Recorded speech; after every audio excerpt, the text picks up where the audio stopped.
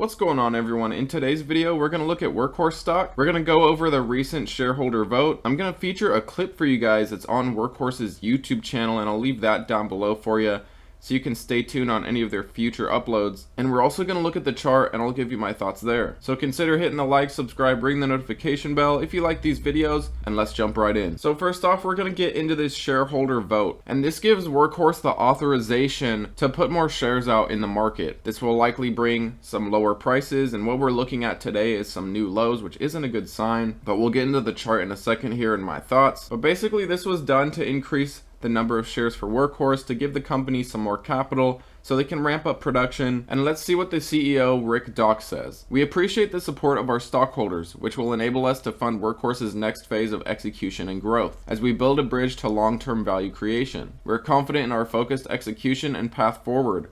We can now move forward with our near and long-term plans, including advancing product roadmaps, supporting our aero business, which is the drones, and investing in supplier tooling and assembly equipment for our W4CC production. We look forward to continuing to engage with our stockholders as we grow our business and create value for our customers and stockholders. Now, what this does is this gives Workhorse access to more money, likely at the expense of the stock price.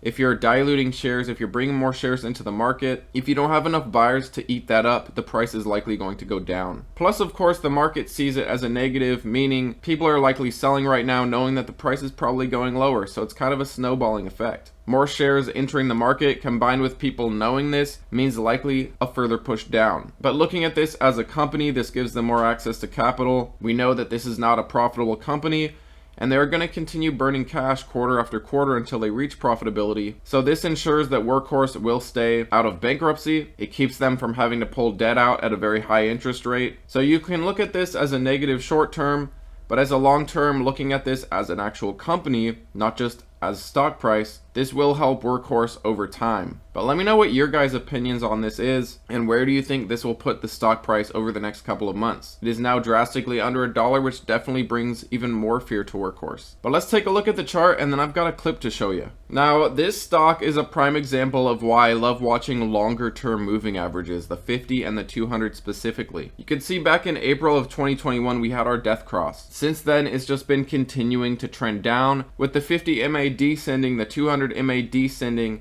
and the 200 above the 50, which is bearish. You can see that they have never flipped back bullish. They have never had a golden cross. After the death cross, we have just been continuing to trend down. There was an attempt of a golden cross back in September of 2022 when it spiked here from about $2.50 all the way up to nearly $5.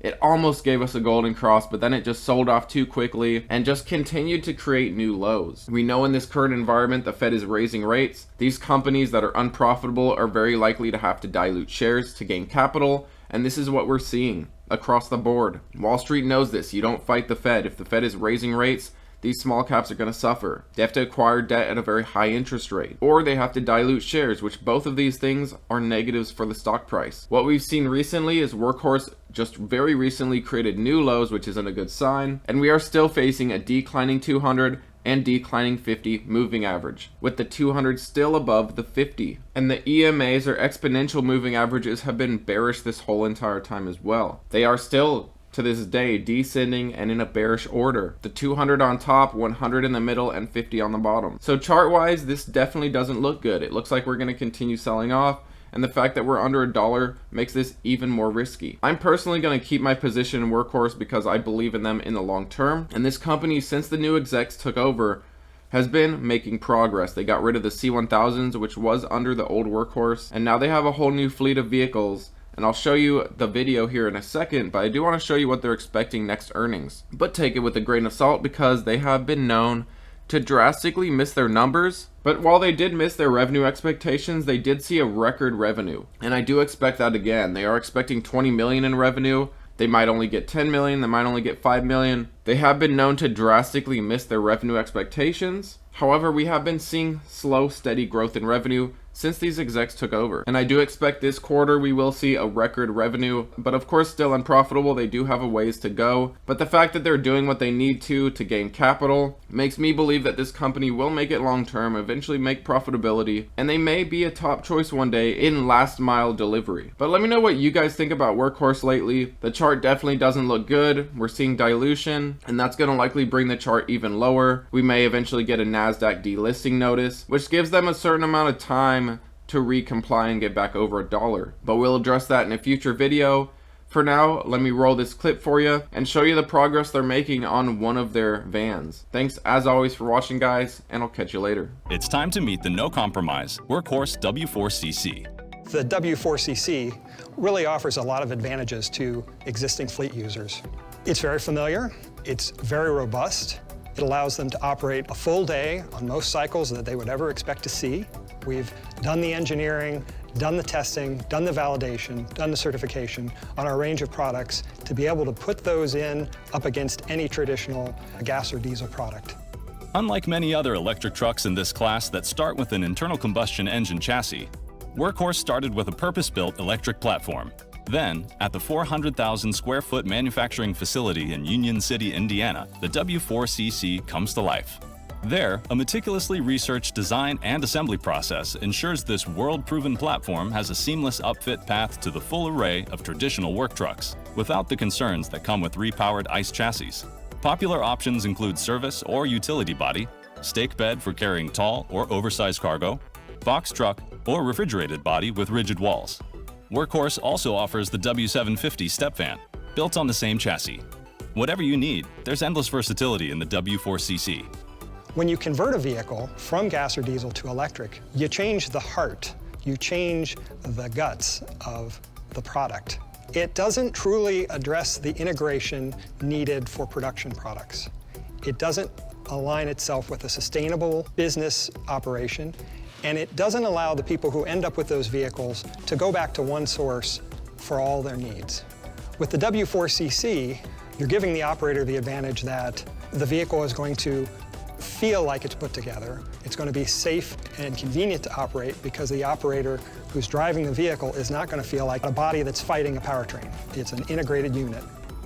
Everything's designed for serviceability, for inspections, or for filter changes, or on the rare occasion, the replacement of components. And you're not working around a leftover exhaust hanger or a bracket that shouldn't have ever been there. Behind the wheel, the W4CC shines. The direct drive motor is as powerful as it is quiet. The absence of gear changes reduces stress and fatigue. Along with the noise and vibration eliminated from the fossil fuel engine, the transition to a commercial EV is often viewed by operators as life-changing. One of the most exciting things for an operator comfort perspective, however, is the lack of that large, hot, vibrating diesel engine, particularly on long routes and days. You've got cool air conditioning coming in, you don't have the heat off the engine, you don't have the chug, chug, chug, chug, chug shake of the engine. And with 500 plus pounds of torque available instantly, getting in and out of traffic becomes effortless, even at the full payload of 7,000 pounds. Most importantly, the 118 kilowatt-hour lithium-ion phosphate battery provides up to 150 miles of range, more than enough, according to ACT Research, to cover the majority of routes for vehicles in this class. Workhorse did a lot of review and study of the range our customers need in their vehicles. We see across the spectrum, vehicles may be asked to use 40 to 60 miles a day in most routes, and occasionally routes up to 120 miles. The W4CC battery is designed to provide years of reliable service and is well protected within the chassis, with built-in support for both Level 2 and Level 3 charging. The battery system on the W4CC was developed specifically to integrate with the chassis, to fit in close and tight and low, to keep the center of gravity low, to keep the majority of it protected by the structure. The Workhorse vehicles offer charging in both Level 2 and Level 3.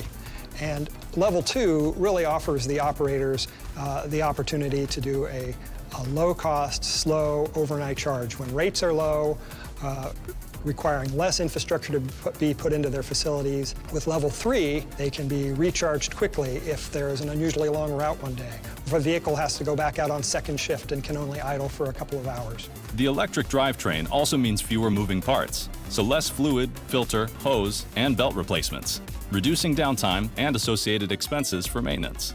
Inside the cabin, controls for climate and heated seats are all within easy reach. Free of a transmission, forward and reverse are controlled by the center console selector. The infotainment system features AM/FM radio with Bluetooth connectivity, as well as Workhorse's advanced telematics and fleet management system. This integrated technology provides a range of diagnostics and real-time vehicle tracking features that help you track vehicle performance and maintain efficient operations across your entire fleet. The W4CC is available now, so your journey to fleet electrification can begin without delay. Workhorse offers a free total cost of ownership analysis to help you evaluate how to deploy your new fully electric work truck and give you a timeline for payback. But of course, the best way to experience the W4CC is firsthand. So visit us online to get behind the wheel.